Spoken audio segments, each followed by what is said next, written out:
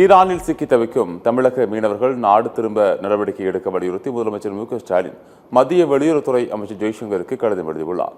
அவர் எழுதியுள்ள கடிதத்தில் கன்னியாகுமரி மாவட்டத்திலிருந்து 498 மீனவர்களும், திருநெல்வேலி மாவட்டத்திலிருந்து 78 மீனவர்களும், தூத்துக்குடி மாவட்டத்திலிருந்து 72 மீனவர்களும் மற்றும் ராமநாதபுரம் மாவட்டத்திலிருந்து 3 மீனவர்களும் என மொத்தம் தமிழ்நாட்டைச் சேர்ந்த 651 மீனவர்கள் தற்போது ஈரானில் சிக்கி தவிப்பதாக கூறியுள்ளார். அங்கு அதிகரித்து வரும் போர் சூழல் காரணமாக அவர்கள் கடும் சிரமங்களை எதிர்கொண்டு வருவதோடு தமிழ்நாட்டிற்கு திரும்ப முடியாமல் உள்ளதாகவும் முதலமைச்சர் ஸ்டாலின் சுட்டிக்காட்டியுள்ளார். மேலும் மீனவர்களின் பாதுகாப்பு குறித்த தகவல்கள் எதுவும் இல்லாத காரணத்தால் அவர்களது குடும்பத்தினர் ஆழ்ந்த துயரத்தில் உள்ளனர் என்றும், மீனவர்கள் தாயகம் திரும்பும் செய்திக்காக காத்திருக்கின்றனர் என்றும் முதலமைச்சர் தெரிவித்துள்ளார்.